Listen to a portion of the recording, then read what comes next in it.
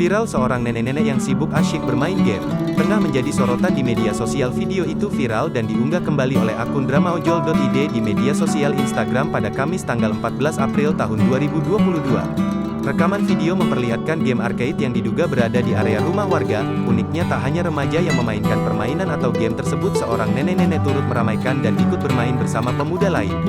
Wanita lanjut usia atau lansia yang memakai kerudung ungu muda itu tampak sangat fokus memencet dan menggerakkan tombol permainan menggunakan kedua tangannya. Sorot matanya sangat sibuk memperhatikan layar besar di hadapannya. Bak seorang gamer profesional, sesekali tangan kanannya memencet tombol game dengan cukup keras dan cepat. Meskipun demikian, matanya tak pernah lepas dari game yang sedang dimainkannya. Sepanjang video berlangsung, sinetron yang sangat fokus dan asyik menikmati permainan akan dikala malam hari itu. Nomor itu pun langsung mencuri perhatian warganet. Mereka pun ikut baikkan kolom komentar unggahan dengan menuliskan beragam tanggapan.